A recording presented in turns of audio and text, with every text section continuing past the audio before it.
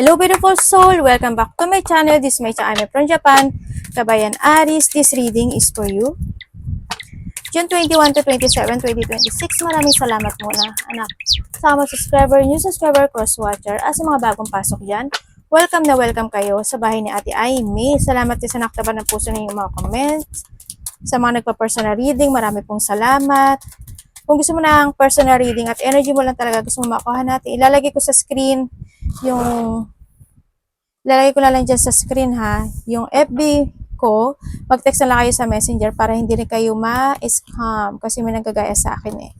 I-check nyo na lang ha.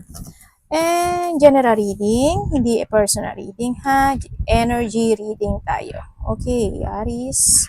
Gawin yung guide yung mga warning. Hindi yung negative warning yun. I-reverse nyo, i-analyze nyo, i-reverse nyo, iwasan nyo. Para hindi maganda pa mangyari. We have the Leo, Gemini, Virgo. Connected ka sa kanila or magkakaroon ka ng connection sa kanila. Aries, there's a new beginning happen into your life. Nandito rin yung point na magkakaroon ng pagbabago sa iyo eh. O may mga bagay ka na pinag-iisipan, pinag-aaralan, o iniisip na gusto mo na magbago sa buhay mo. Kasi may mga bagay na pag-iisip ako nakikita sa iyo. Sa iba sa inyo, you are feeling emotions, no? Na doon sa point na yun. May mga bagay kayo na ini-imagine sa nakita ko dito. Sa ibang aspeto ng buhay mo, sana walang nawalang buhay, ano? Kasi, maraming ibig kasi sabihin ng loss. Loss of money, loss of trust, loss of hope, loss of someone. Or pwedeng yung tao na yun kukonek sa'yo dahil mayroong siyang nawala. Diba? Pwedeng na doon sa point na yun or connected siya sa'yo. Or may mga loss of pet. Pwedeng ganun, ano? Pwedeng, basta iba-iba klase ang ibig sabihin ng loss kasi hindi kayo pare-parehong pwedeng mangyari ang isang sitwasyon. Diba? Kung loss of someone, wala nang tao sa mundo. Diba? Baka maubos na tayong lahat. Ang nakikita ko rin dito is mayroon lang din ako nakita na taong may sakit or magkakasakit. Mag-ingat kayo. Magtanong-tanong kayo. Sa'yo, tingnan mo yung sarili mo, may nararamdaman ka pa, huwag mong i-ignore yung mga mahal mo sa buhay, okay ba sila? Kung hindi kayo good term, ipagdasal mo na lang siya. Ate, paano ko siya pagdasal, hindi nga kami good term? Nasa sa'yo na yun. Okay? Basta be grateful kasi nakilala mo sila, naging parte sila ng buhay mo, may mga natutunan ka sa kanila. Yun lang ang palagi niyong iisipin sa lahat. Gratitude tsaka be grateful, okay? Kasi mas more na magiging blessed ka sa buhay, diba? Andito yung mga sitwasyon daw na magkakaroon ng mga challenge pagdating sa iyo. Sa iba naman sa iyo is nagkakaroon ng limitasyon sa iyo sa buhay mo o may mga nagkakaroon ka ng limitasyon. Ba, gusto mong gawin ito, gusto mo na matapos to, gusto mo i-force ito, pero hindi mo magawa. Pwedeng nandun sa point kasi there's a limit situation. Halimbawa, gusto mo magtayo ng business, limit kasi kulang yung pera mo. Gusto mo magpapatayo ng bahay, limit kasi kulang yung ganito, wala kang pera, walang ganong kalaki. Mga ganon, basta there's a limitation kung saan aspeto ng buhay. Oh, you need to put limitation and boundaries when it comes sa sarili, no? Or may mga boundary situation ako na nakita sa iba sa inyo. Sa iba naman, may mga delay situation. Either delay, i-delay, madi-delay, o ipagpapaliban.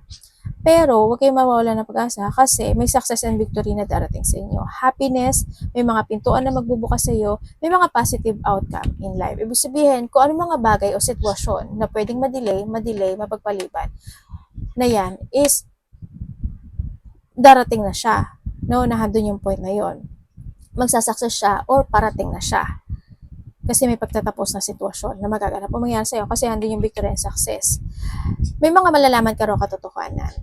Handito rin yung point na may mga activity or passion ka na gagawin. Or maybe project sa iba, may mga biglaang magaganap o mangyayari. Pwede yun yung truth.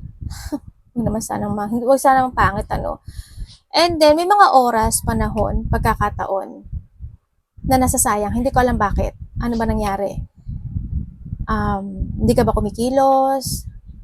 Hindi ka ba nagmo-move? Nakabakasyon ka ba? Naka-holiday ka ba? kung ano man yan, na-stagnant ka ba? Hindi ko alam pero may mga ganong sitwasyon ako nakikita sa'yo, no?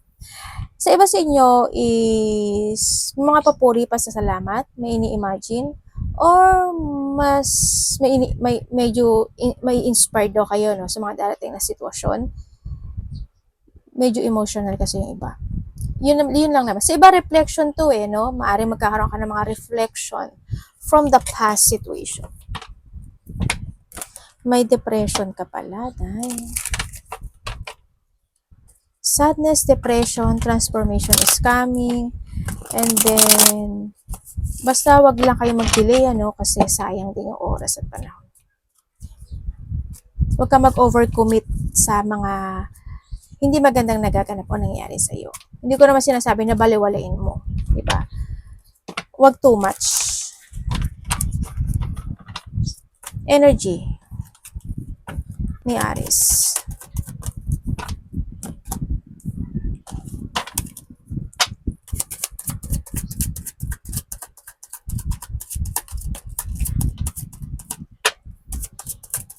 Energy reading ha.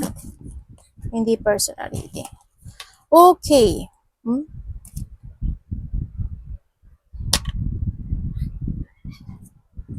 When it comes sa iyong energy, ang nakikita ko sa iyo dito is happy ka naman. No, may mga happiness ka na mararamdaman. Pwedeng may makakausap ka, pwedeng may mga makapagbibigay sa iyo nito, o may mga gagawin ka, o may mga kahilingan na matutupad. Yun, happy yung energy. Pero, ang sabi ito, may mga ikakagulat, ikakasya, o ikabibigla ka doon na sitwasyon. Hindi ko alam kung bakit pwedeng sa family. We have the 10-10 no, may completion ka. Pwede sa isang babae o sa isang kapamilya. Yun. Ang sa iba naman sa inyo is, energy mo is may pagtulong. Hindi ko alam kung sino yung tutulungan mo, or may taong tutulong sa'yo, or ikaw ang tutulong, or may hingi ng tulong, or ikaw yung hingi ng tulong. May mga pagtutulungan ako na nakita. Tulong at support, sa nakita ko. May malalaman ka raw katotohanan. Talaga. Yun. And ang energy mo rin sa iba sa inyo is, alam mo yung merong ka ng ilalet go sa buhay, or merong matatapos sa buhay mo. Kasi andito yung pagbabalik ng iyong energetic andito yung pagbabalik ng confident mo, andito yung pagbabalik ng pag-asa mo sa buhay, nando sa point na yun. Yun ang nakikita ko dito. Pagbabalik ng ikaw, kumbaga. Sa iba ganun ha. Sa iba, siguro mga revelation yan, mga ganyan.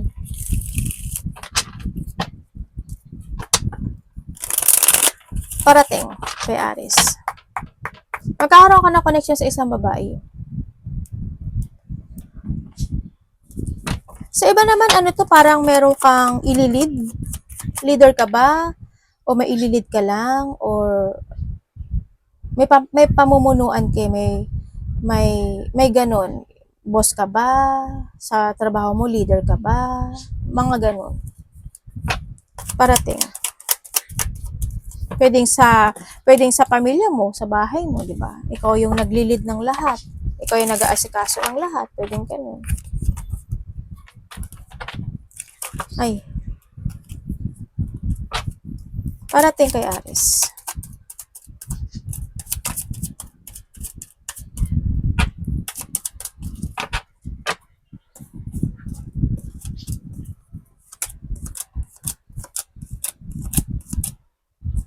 Okay. Parating sa'yo. Ay, may offer Ha? Teka lang. May offer pero bakit may pain?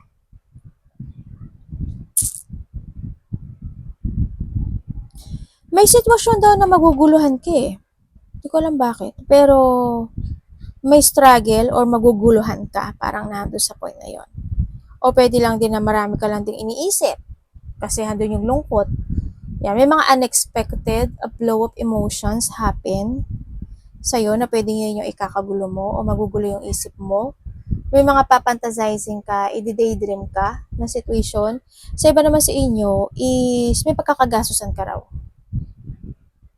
Ate, araw-araw naman ako gumagastos Hindi yun yung ibig ko sabihin. Alam ko naman yun na araw-araw kayong gumagastos. Hindi ko alam kung either magbibigay ka or may bibiling ka, pwedeng nandun sa point, o may susuportahan ka. And then also is, or may hihingi sa'yo ng suporta ha. Parating din sa iyo is may offer akong nakikita eh. Hindi ko alam kung anong offer to, either opportunity, perang papasok, trabahong papasok, o kaya mga happiness, abundance, or magkakaroon ng recovery, or iniisip mo how to recover this situation. Pwedeng nahado sa point na yun, ano? Kasi iba sa inyo, may hinihintay kayong sign, feeling bored, feeling stuck, or magkakaroon ng mga self-questioning sa sarili. Yun ang sabi. Parating din sa inyo, sa iba sa inyo, is magkakaroon ng mga pagpaplano sa buhay, na pag-iisipan mo daw ito. Na mag-ingat ka daw, na ang sabi kasi ito, wag pa bigla-bigla. Kumbaga, you need to trust to your intuition to make a choices and be patient sa iyong mga desisyon.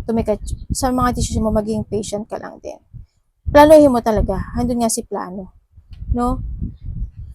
Alam mo, may gusto mag-apology sa'yo, Aries. Or maybe this is you. Kasi there's an apology situation ako nakikita dito eh. As in. Pero kang Aries, Leo, Sagittarius, we have the earth eh, no? Mga earth yan. Mga Cancer, also fire sign, and then also Scorpio.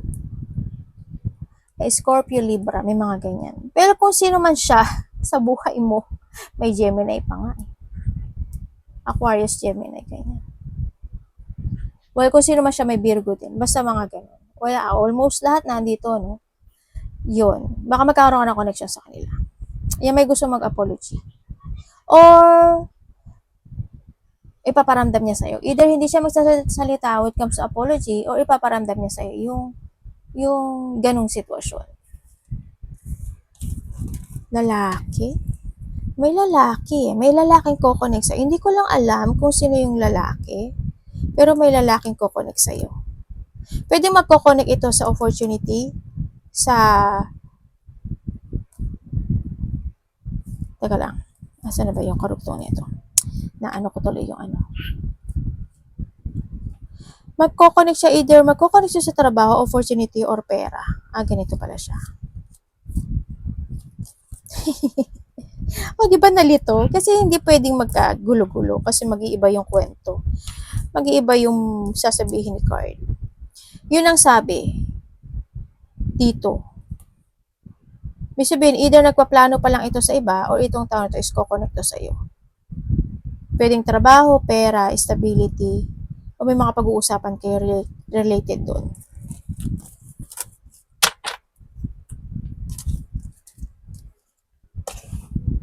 Nasa ano ka ba? Justice law?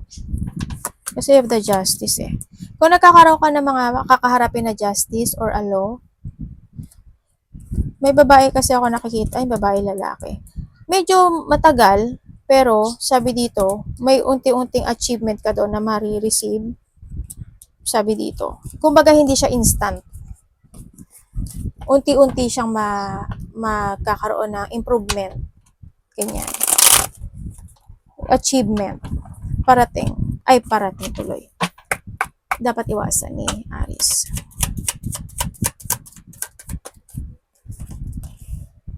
Hoy, Wheel of Fortune to ah.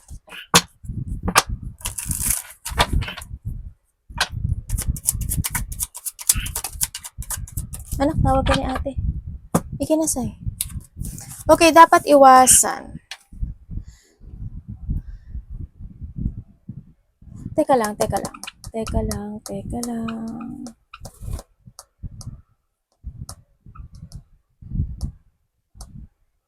Okay. Meron ako nakikita na maaring may bundok na magiging active. Hindi ko alam kung saan eh. Kasi almost naman 'di ba sa Pilipinas nangyayari 'yun. Kung saan man yan, pero meron akong bundok na nakikita na unti-unti siyang magiging active. Yun ang sabi. sana wag malala ano. Okay, sa dapat iwasan.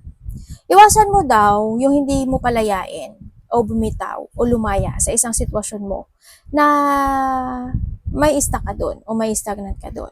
Or nagsasakripisyo ka doon sa sitwasyon na wala namang kabuluhan, mga ganyan. Iwasan mo na lang yun. Iwasan mo din na hindi mo muna aralin o matutunan yung mga bagay-bagay na sitwasyon bago ka mag-pursue.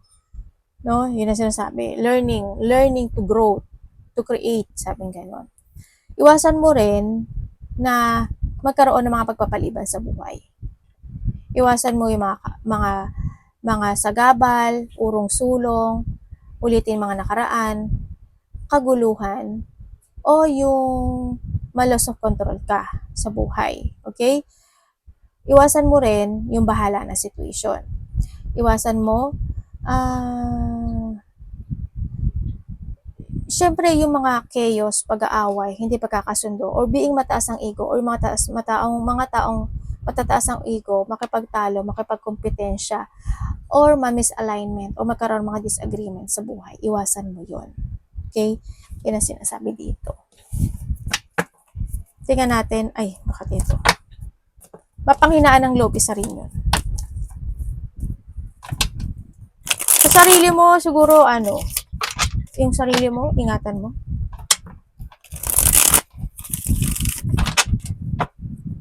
Love, kapatid, anak, magulang, karelasyon, kaibigan, pamilya.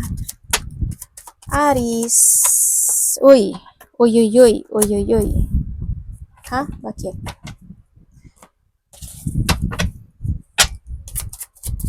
Connected ka ba kay Leo?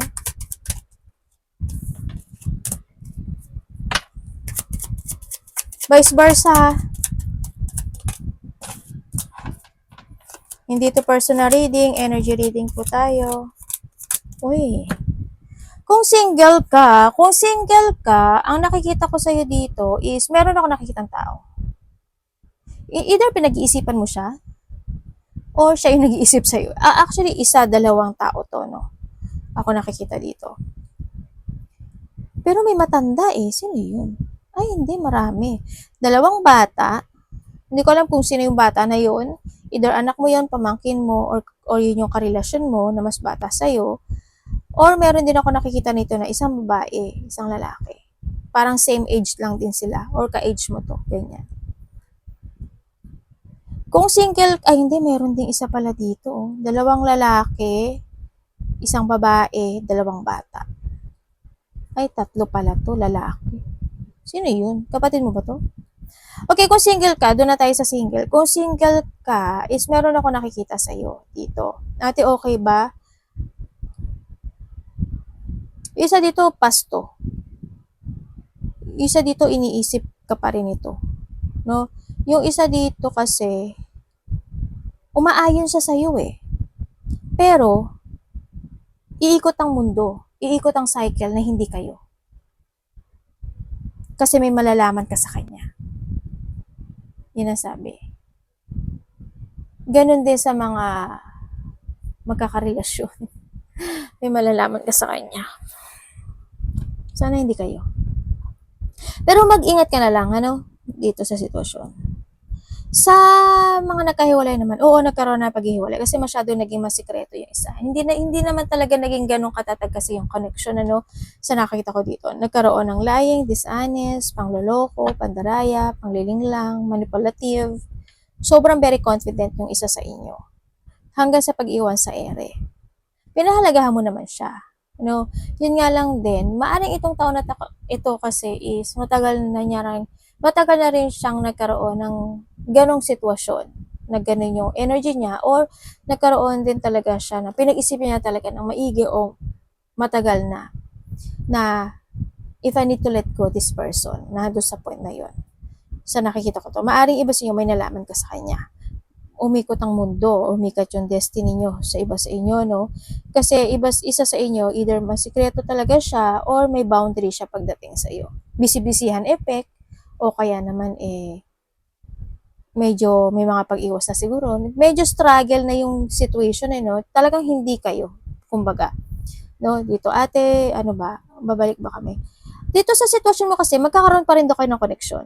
Either, kasi may text message ako or communication ako nakikita sa inyong dalawa.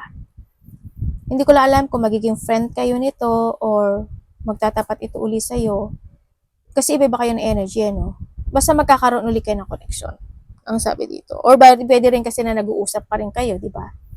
O hindi man nag-uusap, nagte-text-text sometimes, pwedeng ganun. Kung may third party naman kayo, dito sa sitwasyon, meron. Kasi something hiding, no?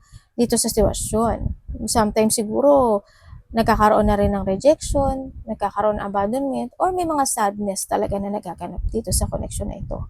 Yun nga lang siguro, baka dahil lang din sa anak, isa, dalawa, o ilan man yung anak nyo, baka isa rin yun sa nagko-connect sa inyo, no? Aware ka naman sa feelings niya, sa may mga third party, or minsan din aware din naman siya sa iyo. So nakita ko ito. Yun nga lang, hindi naman din kasi lahat na maibibigay sa iyo yung pabor. Ang nakikita ko dito, yung iba, kahit alam mo yung sitwasyon, hindi ka makapag-let go. Either ikaw yung third party, or gumagawa ka ng third party, or may third party sa connection. Kahit alam mo kasi yung sitwasyon, hindi ka makapag-let go eh. Yun na nakikita ko ha. Sa iba ha, well, depende na yan sa iyo kung anong gagawin mo. No? Accept mo naman ata. Kung kayo naman, sana wag dumating sa point na isa sa inyo mag-cutting cord, no? Yun na nakikita ko. Ay, hindi, pinaglalaban. Bulag-bulagan. Okay. Wala na ako magagawa dyan. Okay, kung kayo naman is walang third-party relationship, tahimik lang din kayo, no? Or tahimik ang isa sa inyo, maybe, pero ate, anong pero? Hindi kasi, dito sa sitwasyon, hindi ko alam kung nagkakaroon ba ng self-doubt, mahina ba yung foundation nyo, yung connection na ito, or isa lang talaga sa inyo is nandun yung point na meron lang talagang itinatago. Pwedeng may mga hindi siya sinasabi, or may ikaw, or may mga tinatago pa siya sa'yo. Yun ang nakikita ko. But still, may mga sadness na darating sa buhay niyong dalawa.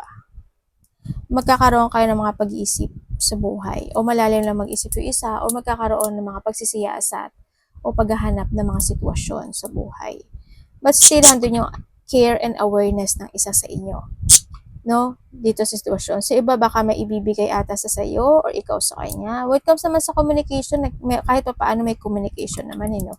Ang hindi ko lang maintindihan, either busy yung isa sa inyo or talagang naglagay talaga siya ng boundary kaya nag-hide din siya sa iyo. Pwedeng nandun sa point na. Hindi ko alam anong sitwasyon, but still nandun yung love and support ng iba. Hindi ko alam, mag-friend lang ba kayo nito? Or more than friend kayo? Or friends with benefits? Ayan na naman ako. Ayan na naman ang ate nyo, o diba? Judgmental ate. Pero nasa inyo, kayo naman makakaalam nun. Pero yun yung mga sinabi ko, nakita ko sa card ha. Baka mali mo, hindi mo naman energy yun. Kaya wag na lang kayo masyadong maapektuhan. Okay? Yung pala, ikaw ang ginagawang friends with benefits. Ay, ouch. Ouch yun, day. Doon. Anak, baba mo na. Tingnan natin ang love. O baka naman panakit butas ka. Huwag naman sana. Kamusta po ang money and trabaho. Siyempre, punas-punas din pag may time. Pinupuan kayo ng anak ko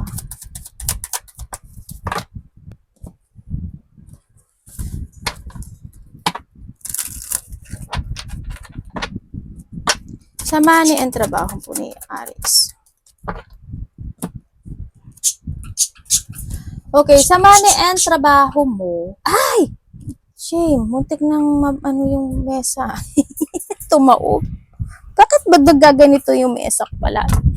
Okay, pagdating sa mo, pera or trabaho mo, medyo stagnant lang din sa iba sa inyo. Siguro may mga sitwasyon na hindi mo makontrol, ganyan. O kaya is uncontrolled talaga. Ate, nagsasucess ba? Hindi eh. Hindi pa sa ngayon, baka delay to. Yan na nakikita ko sa'yo dito.